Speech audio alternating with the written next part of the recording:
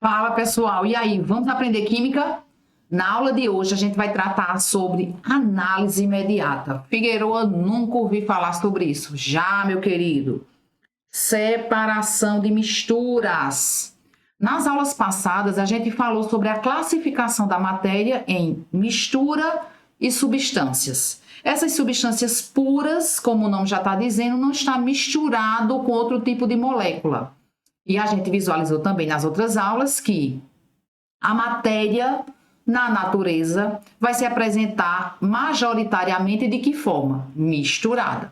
Então, os processos de separação de mistura é uma parte da química interessante, constitui a química básica e é muito bom a gente entender os processos. A gente não vai memorizar, a gente precisa entender. São vários processos. A gente vai ter, primeiro, o estudo da separação das misturas heterogêneas. Depois, a gente vai visualizar os processos de separação de misturas homogêneas. E a gente vai ver o nome de vários processos. Então, fica aqui comigo e vamos entender o nome dos processos. Entendendo como se dá cada processo, você não vai memorizar nada. Vamos embora. Então, separação de mistura ou análise imediata, o nome já está dizendo. Você vai separar os componentes de uma mistura. Então, essa análise imediata, analisar imediatamente esses componentes que estão ali dentro daquela sua mistura, trata-se de processos físicos, ou seja, não vai haver reação química. A matéria não vai perder sua característica, a matéria não vai deixar de ser aquela matéria para ser outra matéria. Nós não temos reações químicas, a gente tem apenas processos, fenômenos físicos. A matéria não deixa de ser matéria. Então, um processo químico, um fenômeno químico, aquela matéria ela vai ser transformada em outra. Isso não acontece em nenhum tipo de separação de mistura. Nem as separações homogêneas, nem as separações heterogêneas. Fechou? Com certeza você aí está pensando. Separar componente de uma fase só, ou seja, de uma fase homogênea, deve ser muito mais difícil. Lógico que os processos de separação de misturas heterogêneas é bem mais simples, porque você está visualizando as fases. Você está visualizando os componentes. Então, fica mais fácil você separar. Mas a gente também vai ver nas próximas aulas os processos de separação de misturas homogêneas. Lembrando que misturas homogêneas, eu estou visualizando apenas uma fase. Não confunda fase com componente. Fechou? Então, vamos embora. Vamos começar pelo mais fácil. Vamos começar pela separação de misturas heterogêneas do tipo sólido-sólido, ou seja, um sólido misturado com outro sólido. Processo básico aqui, primeiro, mais facinho de todos, catação, gente. Então, o processo de catação não já está falando, você vai catar as partículas, você vai catar os componentes. Agora, para isso acontecer, os seus componentes, eles precisam ser de tamanhos diferentes ou de formas diferentes, ou até de cores diferentes. Você vai separar o que dá para separar com a mão ou com o auxílio de uma pinça. Você não vai separar, por exemplo, uma mistura sólido-sólido, areia com açúcar. Não tem condições de você fazer isso. Sal com areia, não tem condições de você fazer isso. Mas tem condição, por exemplo, de você selecionar o feijão que sua mãe pediu. Tem como você ir ali, ó, catar uma pedrinha, catar um grão que não esteja muito bonito, então você tira ali aquele grão quebrado. Então, o processo de catação, você precisa ter tamanhos ou cores ou formas diferentes para que você faça a catação. As partículas não podem ter o mesmo tamanho. Então, é fácil você compreender os processos e não memorizar. Então, vá compreendendo os processos, porque não vai precisar você memorizar tantos processos que a gente vai ver ao longo dessa aula e da próxima aula. Fechou? Então, catação você faz com a mão ou com o auxílio de uma pinça. Por exemplo, tirar as pedrinhas do feijão. Uma catação importantíssima é a coleta seletiva. Então, a coleta seletiva, gente, é um processo de catação. Você vai lá catar a lata.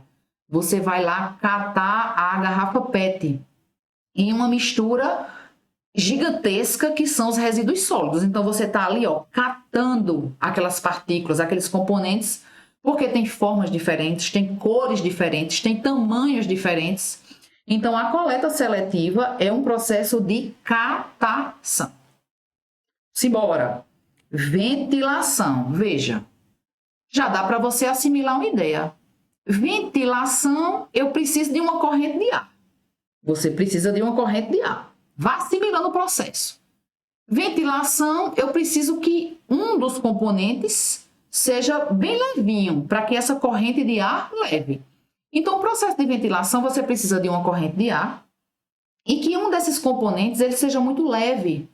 Ele tem que ser bem levinho, menos denso. Então, você precisa ter um componente mais denso, que não vai ser levado pela corrente de ar, e um componente menos denso, levinho, para que a corrente de ar leve. Processo de beneficiamento, gente, do arroz, onde você vai tirar a casca do arroz, do grão de arroz. Então, esse processo é feito com a corrente de ar levando a casca do grão de arroz, que é levinho. Então, você precisa ter componentes de diferentes densidades e, obviamente, um dos componentes precisa ser muito leve, muito pouco denso, para que a corrente de ar possa levar esse componente. Um exemplo clássico, separação da casca do grão de arroz. Fechou? Então, ventilação, corrente de ar, algo precisa ser muito leve, bem pouco denso, para que a corrente de ar leve. Tá vendo aí que se você assimilar o processo, você não precisa memorizar nada. Só entenda, vai entendendo cada processo. Vamos embora. Peneiração ou tamização. Eu só chamo a atenção de vocês para a palavra tamização, porque não é algo do nosso cotidiano. Então, o elaborador aí, com maldade no coração, ele pode colocar essa palavra. Tamização, peneiração. Tamização, peneiração. Mesma coisa, tá? Também vai servir para separar mistura sólido com sólido. E você vai precisar utilizar um utensílio. Qual é o utensílio? Uma peneira. Então, o processo de peneiração, você precisa ter sólidos com tamanhos diferentes. Porque se os sólidos forem do mesmo tamanho, como você vai separá-los? E um desses sólidos, um desses componentes, precisa ser de um tamanho que fique preso na rede da peneira. Porque se forem tamanhos pequenos, que passar pelo a grade da peneira, como é que você vai fazer essa separação, né? Então, você precisa ter componentes de tamanhos diferentes e que um desses componentes seja de um tamanho maior do que a rede da peneira, para que ele fique em cima da peneira e você possa fazer a separação desses componentes. Um exemplo clássico, o cascalho da areia, né?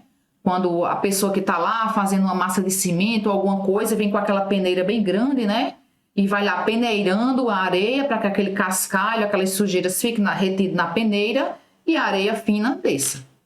Fechou? Então, só chama a atenção de você para a palavra tamização, porque não é algo que a gente está acostumado a ouvir ou ler. Separação magnética tem uma pegadinha aí para você. Separação magnética, já sei, vou separar um metal. Separação magnética, eu vou separar um metal utilizando um ímã. Calma lá. Você precisa fazer a utilização do ímã, sim, para retirar um dos componentes ferromagnético. Nem todos os metais são atraídos por ímã. Então, essa é a pegadinha. Então, esse seu componente, dessa sua mistura sólido com sólido, precisa ter um componente ferromagnético. Não sei quem são, Figueroa. Ferro, níquel ou cobalto. Então, um dos seus componentes precisa ser ferro, níquel ou cobalto para que seja atraído pelo ímã. Senão, você não vai conseguir fazer esse processo de separação através de uma separação magnética. Fechou? Limalha de ferro misturado com areia. Limalha de ferro, gente, é como se fosse raspa de ferro.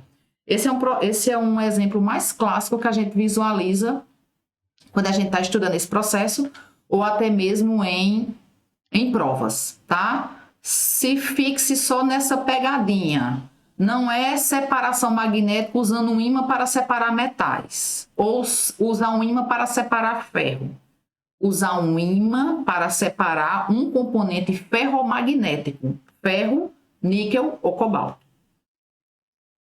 Fecha teu pensamento aqui, tá? Essa aqui é a dica que você vai levar para o seu coração. Levigação. Aí você vai assimilar garimpo. Levigação é o processo que os garimpeiros utilizam com uma bateia como se fosse uma peneira bem grande, côncava, onde eles vão ali, ó, lavando aquela areia para encontrar as pepitas de ouro. Então, ó, vai rodando a bateia. Então, como a gente tem componentes de densidades diferentes e essa liga metálica da pepita, ela vai se depositar no fundo da bateia. Então, o garimpeiro tá lá, ó, girando aquela bateia. Deixa eu botar aqui o nome para você não esquecer. Bateia é uma peneira bem grande, côncava, que o garimpeiro vai utilizar. Então, por diferença de massa e de densidade, a areia ela vai se depositando na parte superior da bateia e a pepita ela vai se depositando no fundo, já que a gente tem exatamente essa forma côncava para que consiga, com a ação mecânica, fazer essa separação. Então, é muito fácil de você assimilar esse processo, porque o processo de levigação ele vai ser utilizado em garimpos. Pronto, feche seu pensamento aí. E a peneira do garimpeiro vai ser a bateia. Peneira grande, de forma côncava. Só feche seu pensamento nisso aí e a gente vai-se embora, a gente vai longe. Vou dar uma dica aqui para vocês. Todo mundo aqui sabe que os garimpos, infelizmente, utilizam o mercúrio. Então, a utilização do mercúrio, né, que é um metal encontrado em condições ambientes de forma líquida, ele tem uma afinidade muito grande com o ouro. Então, é formado uma amálgama. A amálgama, gente, é toda liga metálica formada com o mercúrio. Então, mercúrio e ouro formam uma amálgama, ou seja, essa pepita ela vai ficar ainda mais pesada, mais densa. Então, vai ficar mais fácil de se depositar no fundo da bateia e o garimpeiro conseguir fazer essa extração. Então, esse mercúrio ele é colocado nesse momento onde o garimpeiro está fazendo a separação, utilizando a bateia. E essa liga metálica, ela é formada e essas pepitas elas vão se depositar mais facilmente, formando essa liga metálica no fundo da bateia. Depois o garimpeiro vai, aquece e esse vapor de mercúrio ele vai para o ambiente. Então, já temos essa contaminação aí. E também resto de mercúrio fica nessa bateia, o garimpeiro está o tempo todo, né, jogando e pegando mais areia no leito do rio. Então, a gente tem essa continuação da poluição. Lembrando que esse metal, infelizmente, é um metal tóxico e que se acumula nos organismos vivos, tá? Então, infelizmente, o uso do mercúrio é para acelerar essa decantação das pepitas de ouro para depois fazer a extração do ouro puro. Fechou? Então, levigação, já sabe. Garimpo, bateia. Vamos embora. Dissolução fracionada. Dissolução fracionada. O nome já está dizendo. Fracionado, então é porque você vai fazer por partes. Por fração. E dissolução, então você vai dissolver. Entenda o processo que você nunca vai precisar decorar nada. Dissolução fracionada, eu vou precisar dissolver por partes. Então, veja lá.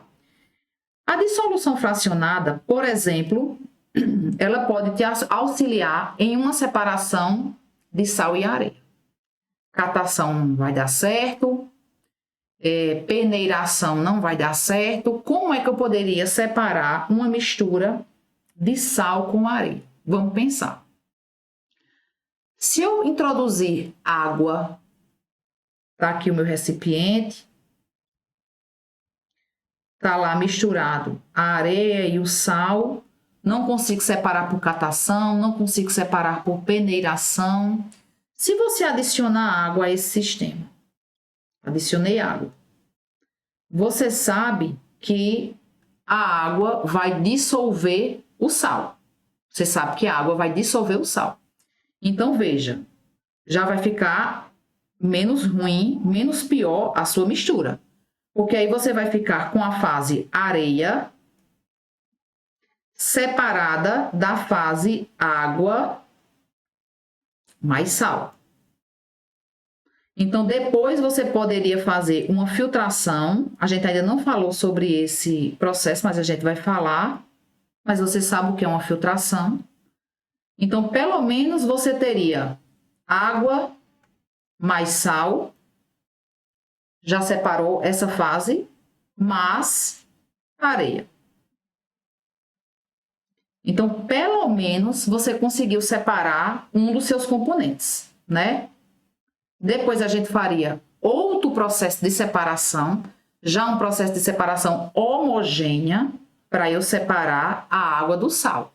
Então, dissolução fracionada, gente, a gente precisa de um líquido, já que a gente vai dissolver um dos componentes. Então, veja, a dissolução fracionada, vamos entender. Eu preciso de um líquido, ótimo.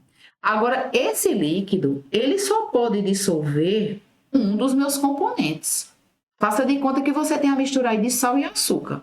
Se você adicionar água, como é que você vai separar? Porque você vai formar uma solução, uma mistura homogênea com água e açúcar, então você não fez nada. Então, a dissolução fracionada, utilização de um líquido e que um dos componentes seja solúvel, seja dissolvido nesse líquido. Se você colocar um líquido que não dissolva nenhum componente, não está fazendo nada. Se você colocar um líquido que dissolva todos os componentes, você também não está fazendo nada.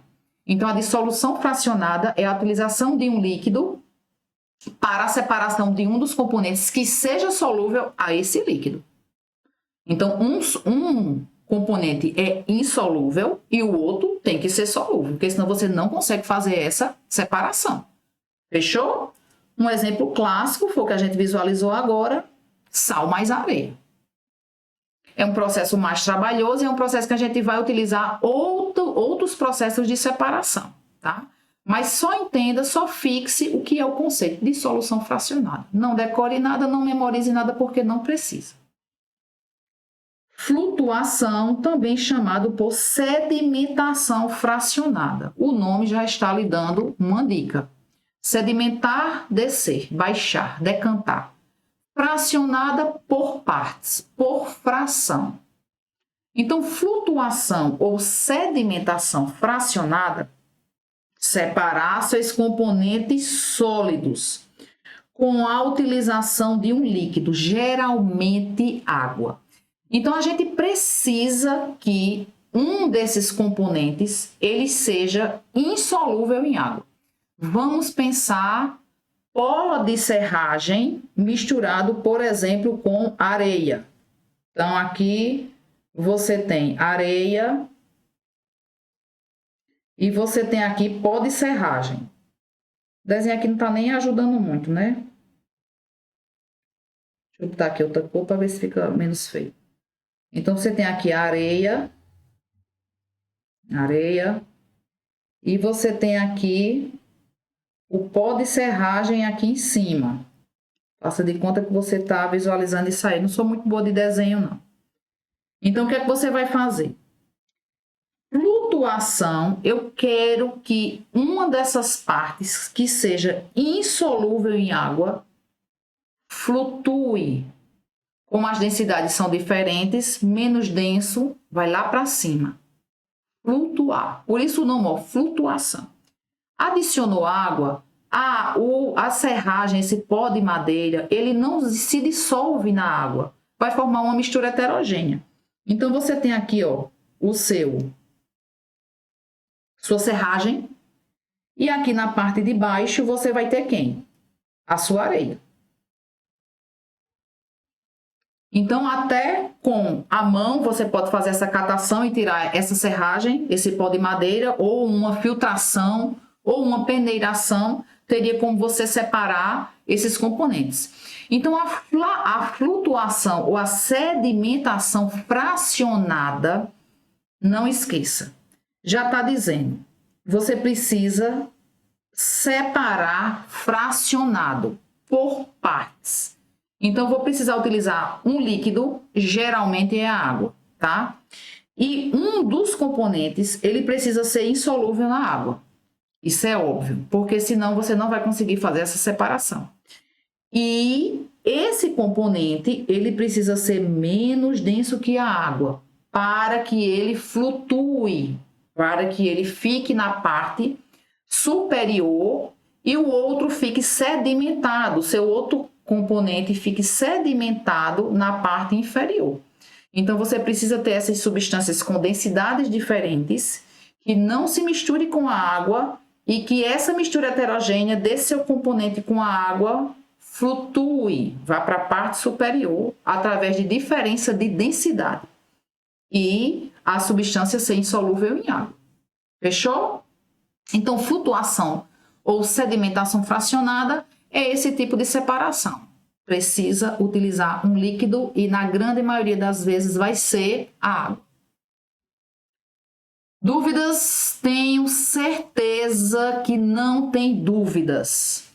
Gente, agradeço demais pela presença de vocês. Então, se vocês tiverem alguma dúvida, vocês vão se inscrever lá no canal e vocês vão deixar os seus comentários lá e até a próxima.